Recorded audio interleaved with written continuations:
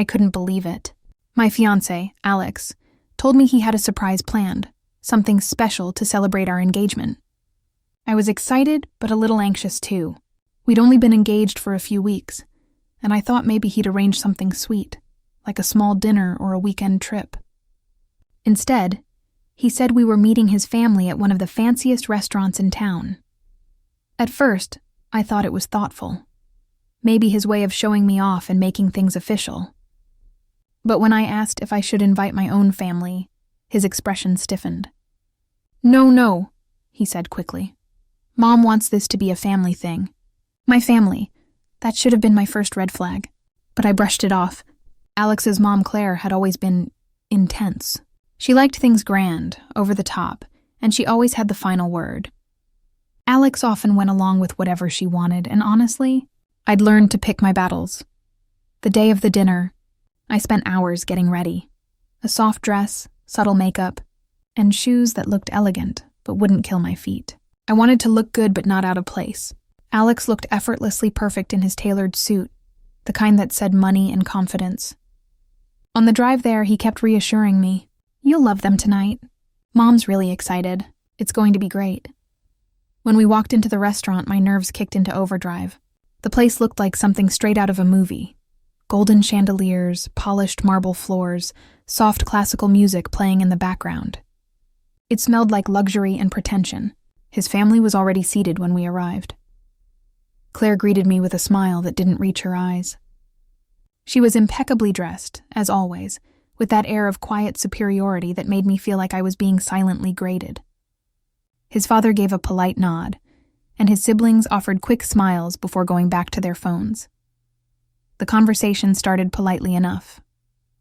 Claire asked about my job, where I saw myself in 5 years, what kind of upbringing I had. All said in that light, airy tone that hid the judgment beneath. Every answer I gave was met with a raised eyebrow or a small smirk. She made a point of bringing up Alex's successes, subtly comparing our careers as if this were a corporate interview instead of an engagement dinner. Then came the food. Claire told everyone to order whatever you'd like, dear, waving her hand like money didn't exist. Alex encouraged me too, saying it was a special night. I ordered something modest. But his family went all out. Lobster, steak, bottles of expensive wine, desserts that cost more than my weekly groceries. Still, I smiled and played along. I wanted to make a good impression, even though the conversation grew colder with every passing minute. Claire began dropping comments about financial stability and marrying into responsibility, glancing between Alex and me like I was being tested. By the time dessert came, I was mentally exhausted.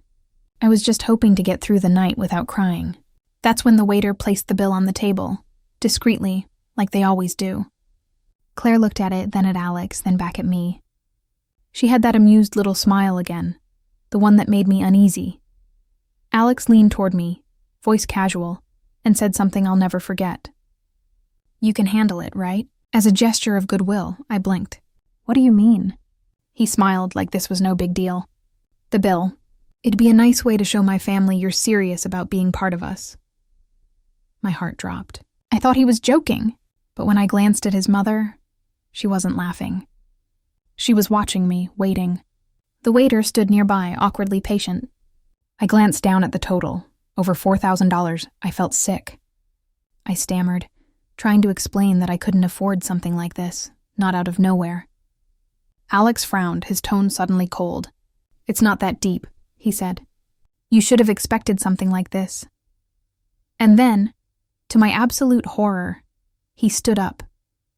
"Fine," he said, sighing like I'd disappointed him. "We'll give you a minute." He turned and walked out. His family followed, not even glancing back, leaving me sitting there alone, the massive bill sitting in front of me like a slap to the face. I stared at the table, my hands trembling, trying not to cry. The waiter returned quietly and asked, "Will you be taking care of it, miss?"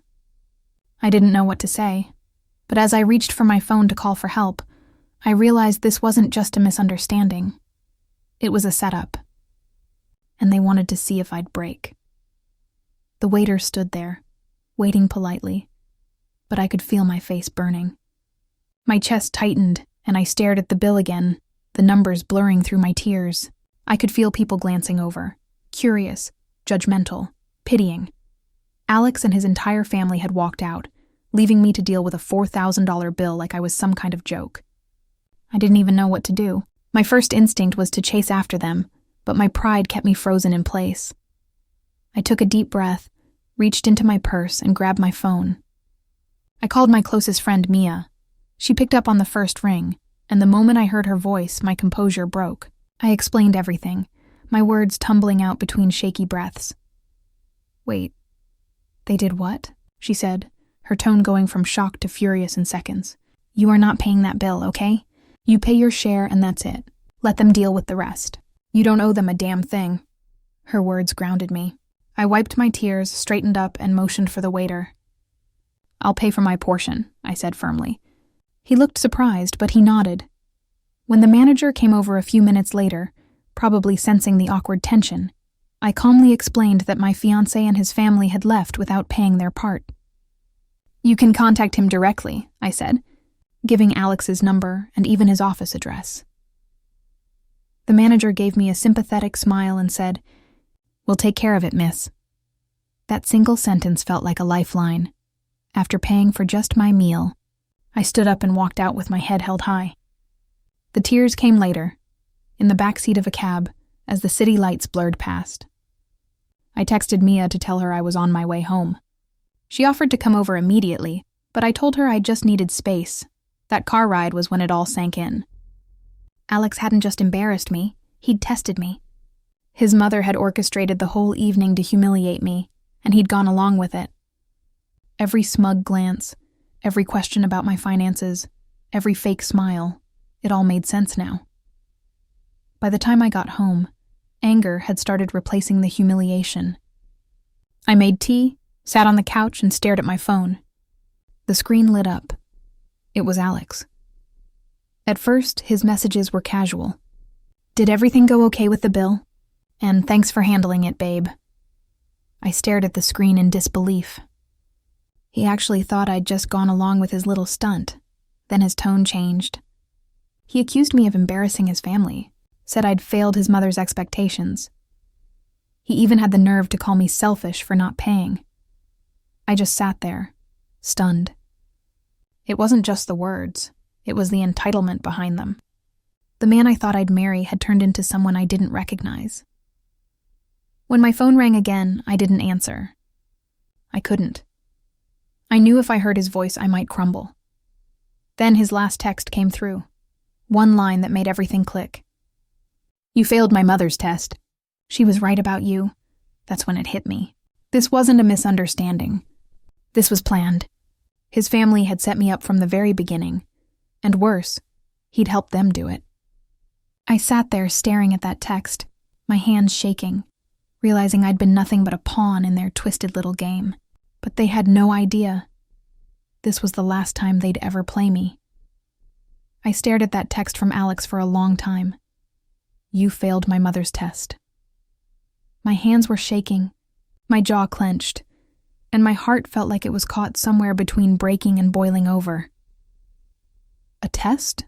That's what that dinner was to them. Some kind of twisted evaluation to see if I was worthy of their precious son. I replayed the entire night in my head. Claire's smug smiles, the probing questions about my salary, the forced laughter from his siblings, and finally, the $4,000 bill. Every detail fell into place like pieces of a cruel puzzle. They had planned this. They wanted to humiliate me, and Alex, he had gone along with it. For 3 years, I'd overlooked his small red flags, how he always deferred to his mother's opinion, how he brushed off my feelings, how he treated my career like a hobby. I told myself he just had a different way of showing affection, that he'd change once we were married. But people like Alex don't change. They just reveal who they really are when they think they've got you trapped. That night, I blocked his number. I didn't want to hear another excuse or half-hearted apology. Then I sat in silence, letting the anger wash over me until I felt empty. The next morning, I woke up determined. My hands were still trembling, but not from fear anymore, from resolve. I made myself breakfast, got ready for work, and went through the motions like nothing had happened. But inside, I was planning. I wasn't going to let this end quietly. I wasn't going to be another one of Claire's lessons. Later that day, the restaurant manager called. He told me Alex had finally paid off the remaining balance, apparently begrudgingly. I could hear the irritation in his voice, like he'd been forced into it. That small detail made me smirk. Good. Let him feel the sting of his own arrogance. Over the next few days, Alex's attempts to contact me intensified. He messaged me from different numbers, emailed me, even sent flowers to my office.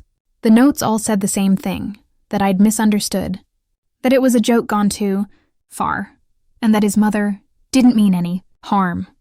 Yeah, right. The worst part was how familiar all of it sounded, gaslighting disguised as concern. He didn't regret what he'd done. He regretted losing control over me. So I did what I should have done long ago. I made it final. I took off the engagement ring and set it on my dresser. For a while, I just stared at it. It had once symbolized love and commitment. Now it was nothing more than a shiny reminder of betrayal. I decided I would return it to him in person, not to reconcile, not to talk, but to end things on my own terms. I wanted him to see what he'd lost. That Saturday morning, I put on a sleek outfit, confident, polished, untouchable. I wasn't going there as a broken fiancé. I was going there as someone who had finally realized her worth. I drove to his apartment complex, walked straight into the lobby, and asked the receptionist to call him down. When he appeared, wearing his usual smug grin, I felt an unexpected calm. He opened his mouth to speak, but I didn't give him the chance. I pulled the ring from my pocket and held it up between us. "I'm done," I said, loud enough for the lobby to hear. For once, Alex looked speechless. "You and your family made a game out of me," I continued. "You humiliated me in public and you expected me to crawl back. But I'm not that girl anymore. You can keep your ring, your tests, and your manipulative mother. I'm walking away." A few people had stopped to watch, and honestly, I didn't care. If Alex could embarrass me in a restaurant, I could return the favor in his own building. I tossed the ring onto the coffee table and turned to leave, but not before looking him dead in the eye. "If you ever decide to grow a spine," I said, "maybe you'll understand what real love looks like. But I won't be around to see it." And with that, I walked out. The elevator doors closed behind me, and for the first time in weeks, I felt something close to peace. But that peace didn't last long, because a few days later, there was a knock at my door. And when I opened it, I found myself staring at the last person I ever expected to see again. I thought it was over. After the scene in Alex's lobby, I felt lighter than I had in months. No more drama, no more manipulation, no more pretending. I blocked his number again just in case, deleted our pictures, and started trying to rebuild my routine.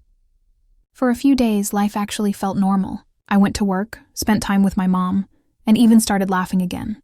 My apartment finally felt like mine again. Peaceful, quiet, safe. But that illusion shattered one morning. It started with a loud, aggressive knock on my front door. Not the polite kind. The kind that makes your stomach drop before your brain even catches up. I froze for a second, mug of coffee halfway to my lips. My mom, who had been visiting for the week to help me get back on my feet, looked up from the couch. "You expecting someone?" she asked. I shook my head. "No one." The knocking turned to pounding. 3, 4, 5 hits in quick succession. Whoever it was, they weren't leaving anytime soon. My mom shot me a look, that protective, no-nonsense expression only mothers have, and got up to answer it. I tried to stop her, but she was already halfway there. The moment she opened the door, her tone dropped to ice. Standing there, looking as if she owned the building, was Claire, Alex's mother. Her expression was tight, controlled fury, the kind of anger rich people carry like perfume. "Where is she?" Claire snapped, craning her neck to look past my mom. "I need to speak with her about what she's done to my son."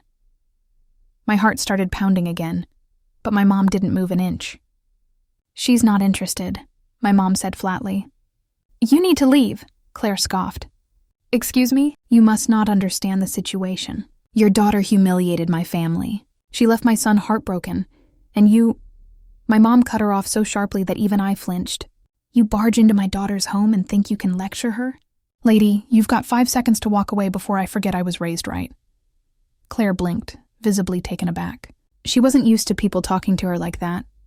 My son is devastated, she said, tone softening slightly. He was only trying to see if your daughter was ready for the responsibilities of marriage. It was a harmless test. A test? My mom repeated, voice dripping with disbelief. Humiliating someone in public and sticking them with a $4,000 bill isn't a test. It's cruelty. You raised a spoiled man-child, not a husband. For a moment, the hallway was silent except for Claire's shaky breathing. Her confidence cracked under my mom's glare. If you care about your dignity, my mom said calmly, turn around, walk out that door, and never come back. Because if you don't, I'll make sure everyone knows what your son did. Claire's lips parted like she wanted to argue, but the fire in my mom's eyes must have convinced her otherwise. Without another word, she spun on her heel and left, muttering under her breath. My mom closed the door gently, turned to me and said, "Problem solved." I stood there speechless for a moment before bursting into nervous laughter. She walked back to the table, picked up her coffee, and said as if nothing had happened, "Some people only understand boundaries when you draw them in permanent marker." For the rest of the day, I couldn't stop replaying that moment. I'd never seen Claire so powerless, or my mom so fierce. It reminded me of something I'd forgotten. I wasn't alone. Later that night, my mom told me something that stuck. People like her thrive on intimidation, she said. But the second you stop being afraid of them, they lose all their power. She was right. And as the hours passed, the anxiety I'd felt for weeks finally began to fade. Claire didn't come back. Not that day, not the next. I thought maybe, just maybe, that was the end of it. But a few days later, I got a group call from my friends, and the second I answered, they all started shouting the same thing. "You're not going to believe what Alex just did." When I picked up the call, 3 voices erupted at once. Jenna, Steph, and Emma, my ride or dies. The chaos in their tones told me everything before I even processed the words. "Girl, you need to sit down," Jenna said dramatically. "You are not ready for this," I sighed, half laughing. "What did Alex do now?" Steph snorted. "Oh, so you already know it's about him. That's a start," I groaned and flopped back onto my couch. "I thought I was done with that man." "Yeah," Emma said. "Apparently he didn't get the memo." Jenna took over. "So get this. Alex has been messaging us, separately, begging us to talk to you for him, saying the restaurant thing was just a joke that went too far, that you misunderstood his family, and that he wants a second chance." My jaw dropped. "You're kidding." "I wish we were," Steph said. "He's out here trying to rewrite history like he's the victim. He actually said his mom feels bad." "Bad?" I repeated, laughing in disbelief. "That woman showed up at my door to yell at me like a deranged movie villain." "That's what we said." Emma jumped in. "He's spinning this whole sob story. Says you broke his heart, that he just wanted to test your loyalty." I could practically hear Jenna rolling her eyes through the phone. "A test? What is this, a relationship or the Hunger Games?" They were all talking over each other now, recounting his messages and how each of them had responded. Turns out my friends didn't hold back. Jenna told him point blank, "You don't test people you love. You trust them. That's why she left you." Steph went even further. Apparently, she told him he reminded her of a rotten fish. The longer you keep him around, the worse he stinks. Emma's response had me cackling. She told him he was as useful as a used tissue, good for one thing, then straight to the trash. The 3 of them burst into laughter when they retold that part. I hadn't laughed that hard in weeks. For the first time since the whole disaster began, I felt genuinely light. The shame and humiliation that had been eating at me started to melt away, replaced by something stronger, pride. I had people who loved me, who saw my worth when Alex tried to destroy it. When the laughter finally died down, Jenna's tone softened. "But seriously, you're not thinking of responding to him, right?" I shook my head. "No way. That door's welded shut. He only wants me back because he lost control," Steph agreed. "Exactly. This isn't love. It's ego. He wants to win, not change." "I know," I said quietly, "and I'm done playing his games. The ring's gone, his number's blocked, and I'm finally breathing again. I don't care if he begs, cries, or sends skywriters. I'm not going back. Emma exhaled. Good, because honestly, if you did, we'd stage an intervention. Or an exorcism. That made all of us laugh again until tears formed in my eyes. The good kind, not the kind Alex used to cause. When I hung up, I just sat there smiling, my phone still in my hand. For the first time since that awful dinner, I didn't feel like a victim. I felt free. Later that evening, I told my mom about the call. She nearly spit out her tea laughing at the rotten fish line. She said, "See? You've got real people around you. That boy and his family were just noise." She was right. The people who truly cared about me were the ones who didn't need to test my worth. And that night, as I crawled into bed, I realized something else. I wasn't scared of what Alex or Claire might do anymore. I was done looking back. But just when I thought the chaos was finally behind me, I got an unexpected message from someone I never thought I'd hear from again.